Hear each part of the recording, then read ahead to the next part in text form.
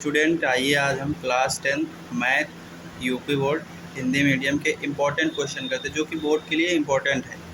सबसे पहला क्वेश्चन हमारा कौन सा है? आभाज्य गुणनखंड विधि द्वारा 96 और 404 का एचसीएफ और एलसीएम ज्ञात कीजिए। क्या करना है हमें? एचसीएफ और एलसीएम ज्ञात करना है। सबसे पहले हम क्या करेंगे, इसका गुणनखंड निकालेंगे। जैसे कि ये देखिए हमने पहले से निकाल के रख दिया है। ये देखिए गुणनखंड हमने निकाला 96 का, तो इसका ये आएगा गुणनखंड। उसके बाद 404 का गुणनखंड निकालेंगे तो इसका ये आएगा। गुणनखंड निकालने के बाद एचसीएफ में क्या करते हैं दोस्तों, जैसे कि जो कॉमन होता है वो लिख लेते हैं। इसमें कॉमन कितनी? दो ये है, इसमें 2 बार कॉमन है तो इसका एचसीएफ कितना हो जाएगा? 4 यानी 4 हो जाएगा। उसके बाद एलसीएम जब भी हम निकालते हैं तो क्या करते हैं, सबसे पहले जो संख्या सेम डबल बार होती है वो नहीं लिखते हैं, सिर्फ एक बार लिखते हैं। ये जैसे रिपीट हो रही है तो ये नहीं लिखना है, सिर्फ ये जो रिपीट नहीं हो रही वही लिखना है। ये 5 बार 2 लिखना है, उसके बाद 3 लिखना है, उसके बाद ये लिखना है। रिपीट वाली संख्या है नहीं लिखना है। उसके बाद इसका जब आप मल्टीप्लाई कर देंगे तो कितना आ जाएगा? 96 आंसर आ जाएगा। सेम ऐसे ही आपको बोर्ड में भी करना है। उसके बाद दूसरा क्वेश्चन है हमारा जो कि बहुत इंपॉर्टेंट क्वेश्चन है। सिद्ध करो कि 3√2 एक अपरिमेय संख्या है। दोस्तों हमें सिद्ध करना है कि 3√2 एक अपरिमेय संख्या है। सबसे पहले क्या करेंगे, हम हल डालेंगे, हल लिखेंगे। उसके बाद लिखेंगे माना 3√2 एक अपरिमेय संख्या। माना 3√2 एक अपरिमेय संख्या है।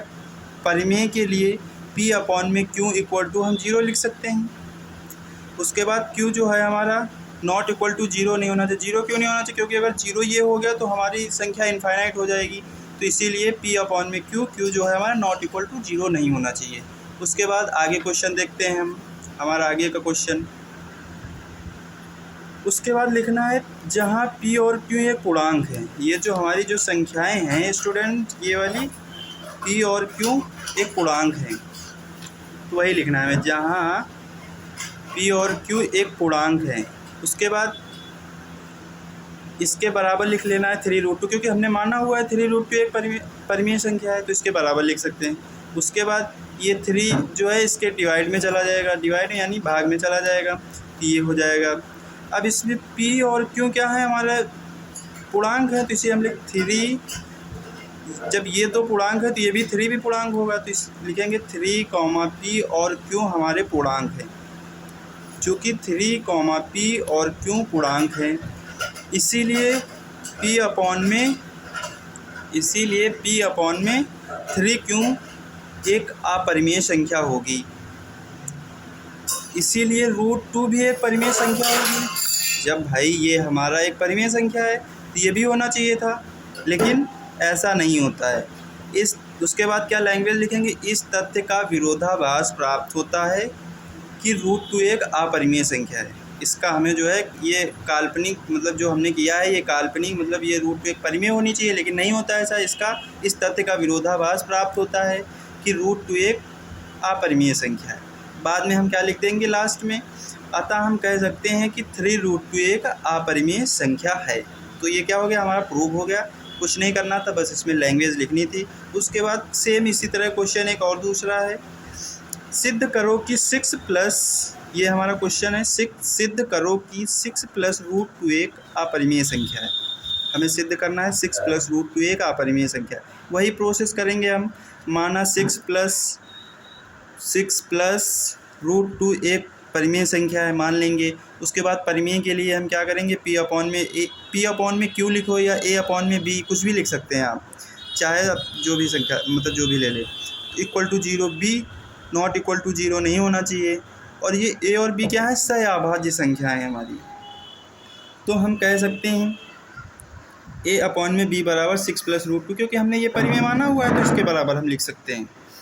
उसके बाद ये हो गया। ये देखिए आगे का देखते हैं।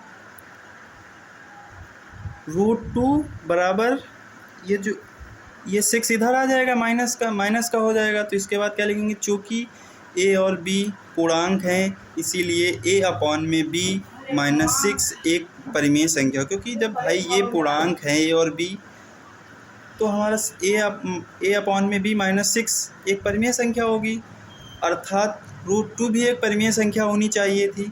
लेकिन इस तथ्य से हमें विरोधाभास प्रकट होता है।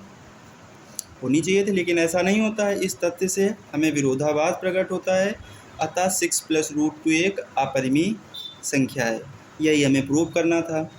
उसके बाद अगला क्वेश्चन इसी का है सिमिलर रूप, जिस सिद्ध कीजिए कि √2 एक अपरिमेय संख्या है।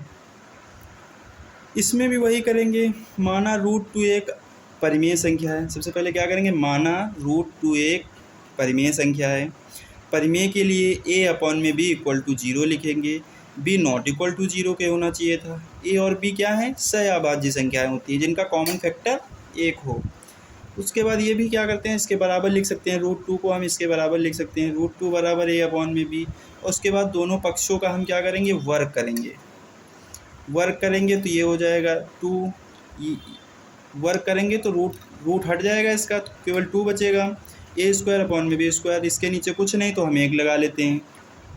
उसके बाद इसको इधर भेज दिया, इसको इधर भेज दिया, 2b² बराबर a² हो जाएगा, b² बराबर a²/2 हो जाएगा। इसको दोस्तों हम समीकरण नंबर 1 दे देंगे। उसके बाद आगे नेक्स्ट पेज पर आगे का क्वेश्चन देखते हैं। आगे क्वेश्चन, उसके बाद लैंग्वेज लिखने, यदि a² 2 से विभाजित है तो a भी विभाजित होना चाहिए। सही बात है, अगर a² 2 से विभाजित है तो a भी 2 से विभाजित होगा। उसके बाद क्या करेंगे, माना a बराबर 2c, जब ये 2 से विभाजित है तो इसके बराबर हम जब इसका भाग करेंगे तो कुछ ना कुछ संख्या आएगी जरूर, तो इसीलिए हम इसके साथ क्या लगा लेते हैं, c लगा लेते हैं। जब इसका हम डिवाइड करेंगे तो इसके साथ कुछ ना कुछ संख्या आएगी जरूर, तो वो मान लेते हैं हम कि c है।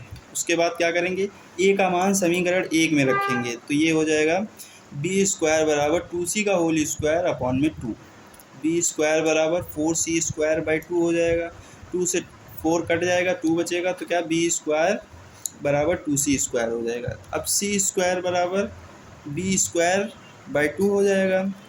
वही लैंग्वेज फिर से इसमें लिखें, यदि b² 2 से विभाजित है तो b भी 2 से विभाजित होगा।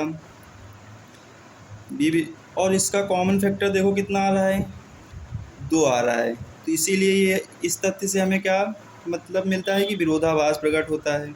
समीकरण 1 व 2 से विरोधाभास प्रकट होता है, अतः यह एक अपरिमेय संख्या है। लिख देंगे, सिंपल, ऐसे ही प्रूव हो गया। यही करना है, लैंग्वेज लिखनी है बस इन क्वेश्चन में। उसके बाद यूक्लिड विभाजन प्रमेय का यूक्लिड एल्गोरिथम से 1656 व 4025 का HCF ज्ञात करना है। कौन सी विधि से, यूक्लिड एल्गोरिथम से।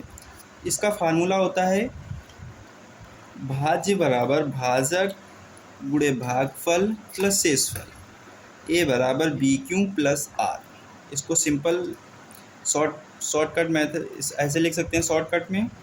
इसके बाद इसको भाग देंगे, जैसे ये हमारा हो गया भाज्य, ये हमारा हो गया भाजक, ये हमारा हो गया भागफल, ये हमारा हो गया शेषफल। मतलब जब कुछ भी भाग देंगे तो शेषफल ही बचेगा हमारा, कुछ भी का मतलब यही होता है। उसके बाद आगे का देखते हैं। इसके बाद क्या करेंगे, इसका HCF निकालेंगे।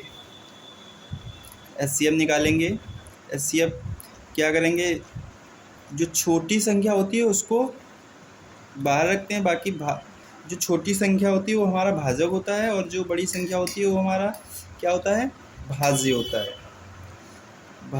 है। उसके बाद 1656 को जब हम 2 से मल्टीप्लाई करेंगे तो हमारा कितना आ जाएगा, 3312, माइनस का 3312, इससे माइनस करेंगे तो हमारा कितना बचेगा, 713 बचेगा। उसके बाद क्या करेंगे, इसको उठा लेंगे, इसको बना लेंगे हम क्या, भाज्य 1656। इसको फिर हम 2 से मल्टीप्लाई करेंगे तो कितना हमारा आ जाएगा, 1426। उसके बाद इसको हम क्या करेंगे, सिंपल माइनस कर देंगे। माइनस करेंगे तो हमारा 230 बचेगा। उसके बाद अब इसके बाद ये बचा है, इसको यहाँ पर लिख लेंगे। 230 को हम 3 से मल्टीप्लाई करेंगे तो 690 हमारा। इसके बाद इसको माइनस करेंगे 23 आ जाएगा। उसके बाद ये हमारा बच रहा है, इसको भाज्य बना लेंगे, यहाँ लिख देंगे 230 हो जाएगा। अब इसको हम 10 से मल्टीप्लाई करेंगे 230 आ जाएगा। तो यहाँ क्या पूरा भाग चला जा रहा है, कट जाएगा। 0 लिखो या क्रॉस का चिन्ह लगा सकते हैं, कुछ भी कर सकते हैं। उसके बाद लिखेंगे यूक्लिड विभाजन प्रमेयिका से। यूक्लिड विभाजन प्रमेयिका से हम इसका निकालेंगे। सबसे पहले क्या करेंगे, भाज्य बराबर वही जो हमने फार्मूला बताया था, भाज्य बराबर भाजक गुणे भागफल प्लस शेषफल। 4025 बराबर 1656, यानी हमारा भाज्य क्या है, ये हमारा भाज्य हो जाएगा 4025, भाजक हमारा ये हो जाएगा 1656 इंटू भागफल हमारा 2 हो जाएगा।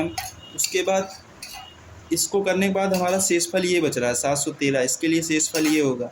आर क्या है हमारा, नॉट इक्वल टू 0 के नहीं आया, आर हमारा जो है नॉट इक्वल टू 0 के नहीं आया। ऐसे भी निकाल सकते हैं, ऐसे हमने बता दिया है। उसके बाद क्या करेंगे, इसको मानेंगे भाज्य और इसको मानेंगे क्या हम, भाजक। 713 इंटू भागफल प्लस 230। अभी भी हमारा क्या है, आर 0 नहीं आया है और नॉट इक्वल टू 0, तो ऐसे लिख देंगे कॉमा लगा के, आर नॉट इक्वल टू 0। उसके बाद क्या करेंगे, हम 713 को भाज्य मानेंगे। 713 भाज्य बराबर हो जाएगा भाजक इंटू भागफल प्लस शेषफल, आर नॉट इक्वल टू 0। उसके बाद क्या करेंगे, हम फिर इसको मान लेंगे, ये हमारा भाज्य हो जाएगा, ये हमारा भाजक हो जाएगा और ये हमारा शेषफल हो जाएगा। ये हमारा क्या हो जाएगा, भागफल हो जाएगा और ये जो बचा लास्ट में 0, ये हमारा शेषफल हो जाएगा। 0 लिखो या क्रॉस लिखो, कुछ भी लिख सकते हैं। यहाँ प्लस 0 कर देंगे, आर इक्वल टू 0 आ गया। तो इसका हम क्या लिख सकते हैं, HCF 1656, 4025 का HCF कितना लिख सकते हैं हम, 23 लिख सकते हैं।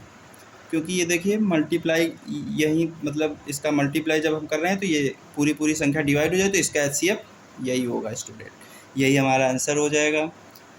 ठीक है, चलिए स्टूडेंट, आज का वीडियो यहीं समाप्त करते हैं।